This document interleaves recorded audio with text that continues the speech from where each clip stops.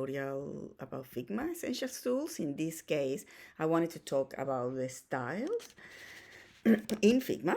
So in Figma, as with many other programs, it uses styles, which styles allow you to save and reuse design attributes across your project. So that makes it easier to maintain consistency and speed up the workflow as well. Um, in Figma, there are four main types of styles that you can create and manage: the color styles, the text styles, effect styles, and the grid styles. I wanted to start with the color styles. Let's say, for example, that I want to add a specific color to this element, okay? And the way that I normally do is that I select in the properties panel and I'll change the color and I adjust it in a color that I'm happy with. Let's say this one, for example. I'm happy with the color, so I may want to reuse it. So I want it's the exact same color. So the way to save this color, okay, is by ticking in this little menu, the dots menu. Um, I always get confused with the plus menu. The plus menu, what you do is to add a second layer of color, which is completely different. So the way to add style is by clicking in these little settings in here, okay? So you click in here and you go to the styles, create one, go to the style, and then name it. So try to use a descriptive color because then it will be easier to find. So just, especially if you are using more than one shade of color, like if it's light blue or dark blue, or you can use how this color is going to be used, like the call to action color or primary color or brand color. I like to put blue and maybe dark blue. You can add details as well. A description of the color is going to be used. You don't have to. This is more for developers. So then I click create style. Okay. So then it appears in here in this list, and I close the little panel. And then, okay, I want to use it. I want to use it, let's say, for example, here. And I select the element, and I see in the properties panel in here, and the way to get that style is here, and this little menu again. And I click in the menu, and it will be listed under the libraries. So I select blue dark, and so on. One of the cool things that Figma has that I discovered recently is, is that when you select an object, like let's say this page, a container or a frame in this case, normally when you select in the properties panel, it will list you selection colors, which is basically all the colors that are being used. So it could be a really quick way to adjust the color because it doesn't only show you the colors, it lets you adjust the color. So I want to replace this with this new blue that I created. I go to the same menu and select blue dark. And obviously you can also apply this and the overall. And if I select all the pages and I click here, it will display all the colors that I use, and it's super easy to just replace, let's say, I want to change all the yellows and in one go, and that's a quick way to do it. I want to replace all these colors with the style that I just created. I click style and select too much blue for my taste, but that's one way that you can do it, and it's much easier to apply. And I think it only works with the colors. Okay, if I, for example, want to, let's say that I already applied the blue to this panel, to this page right here. But let's say that I want to use a different tone of blue, not just specifically this one.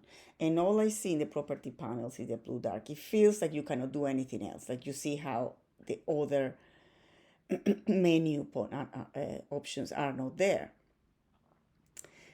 If you want to just modify only this blue without modifying the rest of the blue, you have to detach the style, so kind of divorcing from the main style, and then I can modify it completely.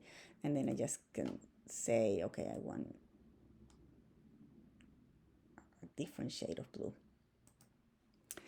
And of course, I like the color. I want to save this color, and then I go to the styles. It's a double click. You can use style.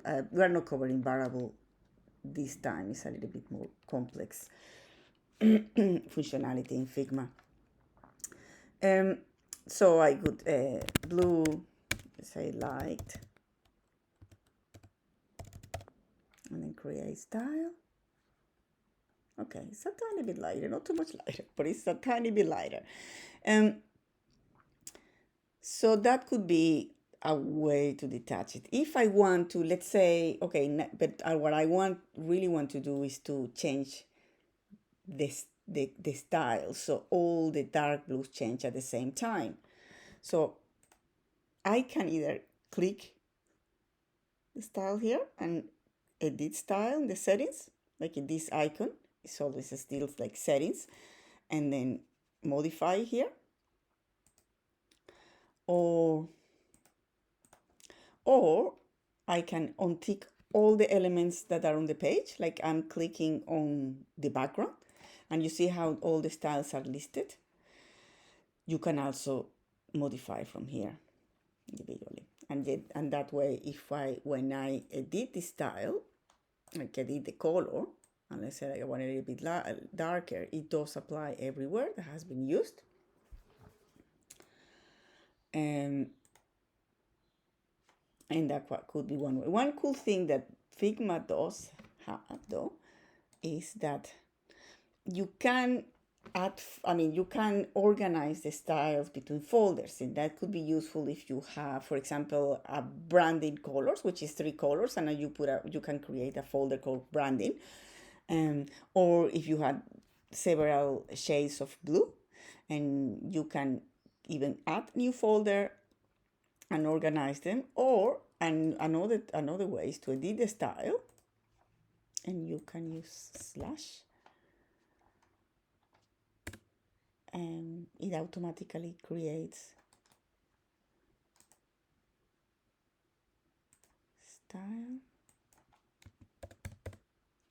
and automatically order it for you. So that could be one way to organize, because sometimes you can have many styles and it may be easier to find them. So those are typical things that you may use in terms of the color.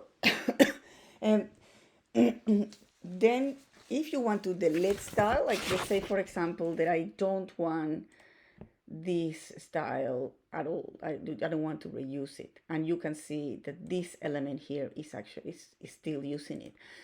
If I delete the style, the only way to delete the style itself is by right click in the click on the background of the whole document, right click on the color. You need 2 clicks for some reason. Then you can click delete style. So what happens if any element is using that style? It will remain with the same color. What is going to happen is that it's not showing as a style anymore. That's it. I'm going to recover it because that's not what I wanted. Control Z, our friend Control Z.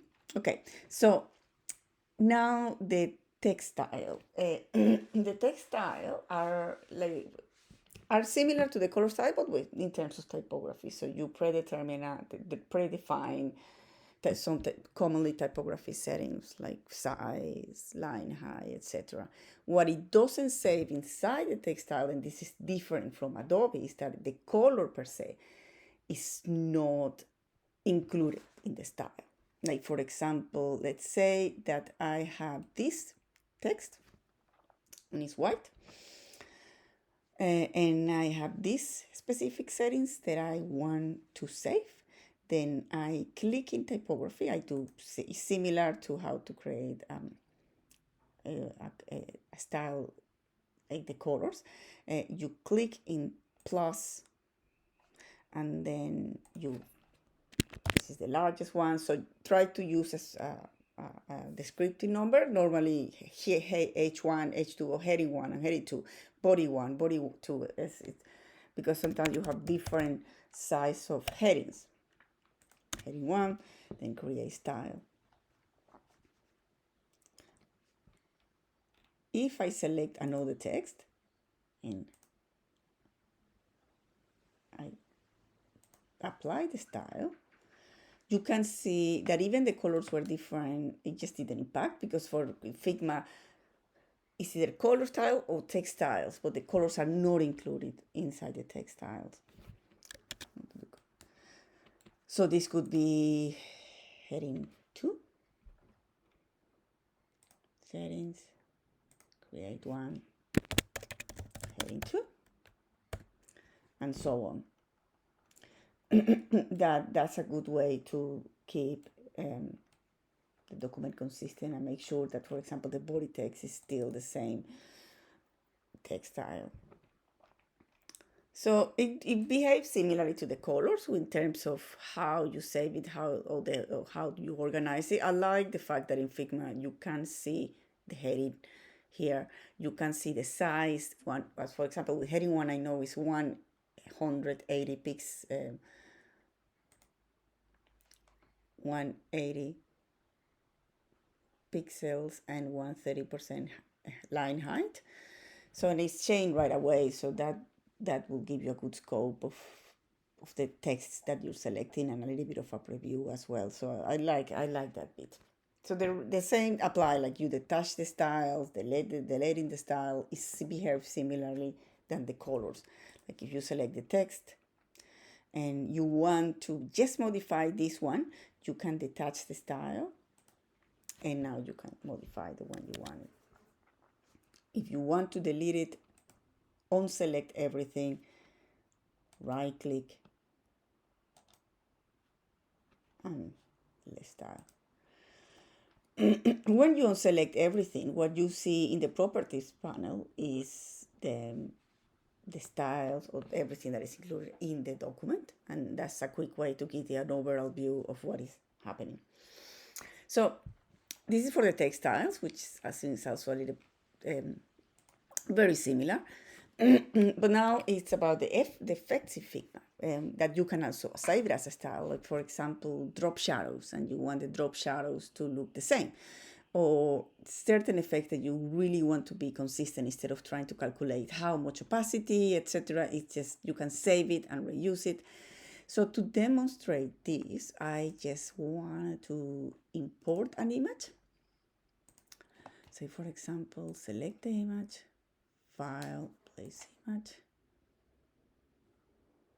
select one image, and then, okay, say that I select this image, and it's inside the quote page, and I'm going to put it in the back.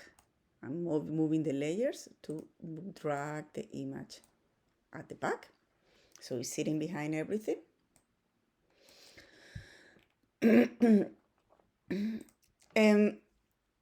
So now what I want to do is create like a blur effect. So for that, I'm going to create a square, for example, like a rectangle. And I'm going to drag a rectangle behind the text. I'm going to drag. Normally Figma, when you create a new layer, it would normally put it at the very top of the frame. So you have to just drag it behind. You will find effects in Figma on the property panels on the effects, and if you want to add an effect, you tick in the add effect. Here is to apply styles, which we don't have a style just yet. So to see which effects we can use, we tick in the plus and automatically adds, I think the one that you used last time by default. So in the drop shadow in this case. And drop shadow, I think it's just adding a shadow behind the element, so I can just adjust it and modify the blue, the spread, and the transparency as well. You don't see it a lot. Let's say if I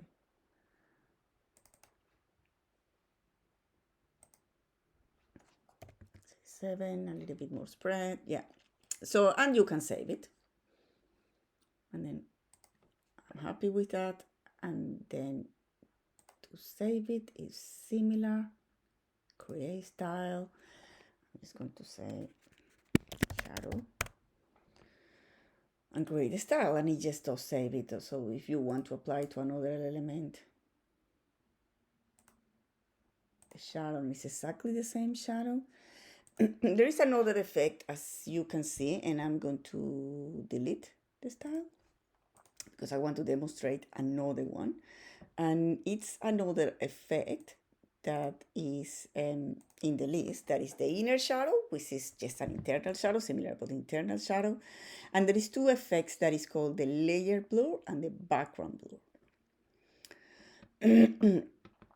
And just noting that if basically the layer blur, what it does is to all the elements that are inside that layer, they will make a blur. So if I select it now, nothing really happens because it's gray, and what it's doing is making blur the gray. So I'm going to reduce the opacity a little bit. And the settings, I'm going to put a little bit more obvious. And do you see that it's making the layer itself blue? If it was a group or if it was a frame, like if I select the whole page and I go to the effects and then I say layer blue, and then I select and put 15 to make it super obvious. Obviously everything is blue. That's not what I want, so I'm going to delete it. It makes the layer blue, but the background is not exactly blue. The background blue, it's what it does is to make the effect of blur. Everything that is behind that layer will be blue. So that's one of the main differences.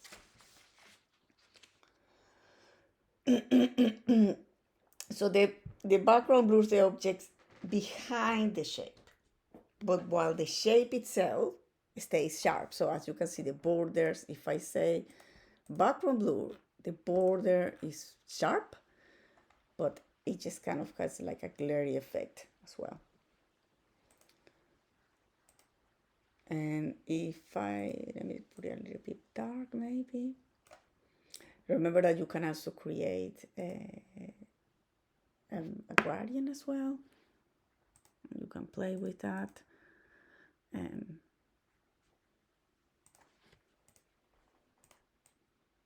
Let's see what effect you want to do, but that's basically the background blur. And again, this is a sort of effect that you can save and reuse if you want to reuse in different part of the document. And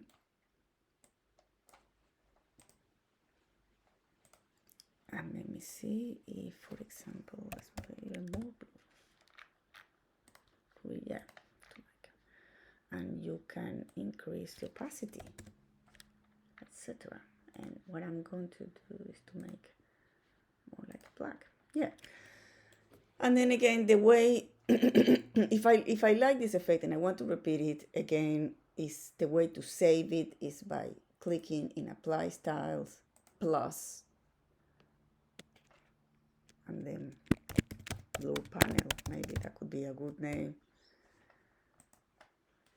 But this is worth noting that if this element was 100% black or 100% the color, because it's not black, you wouldn't see anything because it needs to have some kind of transparency for you to see the effect. So yeah, so that's it. So you can control the blue radius to control the intensity of the effect. You can use it, for example, to creating our focus effects, to making foreground elements stand out. making the pop-up panel, a pop-up panel that stand out, or different ways. But that's the different sort of effects that you can use with Figma. The other style that can be useful is the layout. As you can see, there is some already here created that has been saved. But it's basically creating a grid and be able to save the grid to reuse it. For example, you can create, and I'm going to delete the ones that are here to demonstrate how to create it. For example, let's say that I want to, you can create a layout with 4 columns, a layout with 3 columns or 2 columns, and apply to different pages for different frames in the document. For the layout grid, you can tick plus to create one, and you have the options to use grid, columns, or rows, as you prefer. So in this case, this is 5 columns. To edit the settings though, you click in the icon. You can hide or remove here. You can say 4. Stretch means that it will, you divide it into 4 and it basically calculates based on the width. That could be useful if it's responsive. So that way, when you change the dimensions of the page, it will adjust the width of the columns. The margins is in case you have already a margin. Let's say, for example, 80 is a lot. And the gutter is the space between the columns.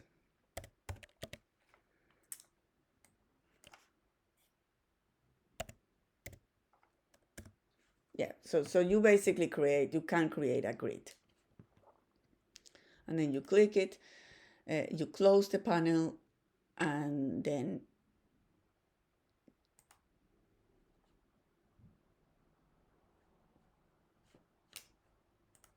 create styles.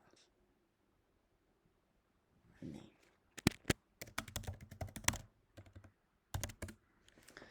So that could be, and then you can reuse it. Deleting this one.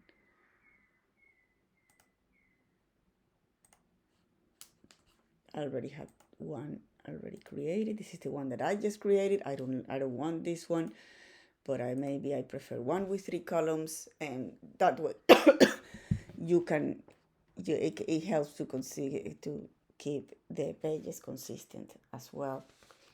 And you can use it in similar way.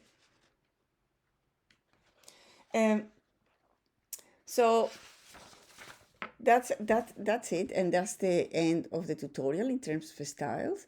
It's obviously using style is optional. It's just really make everything a little bit faster, especially in these sort of projects when you have more than one page and a little bit more to control. Well, thank you, and I hope this helped you, and I will see you next time. Bye.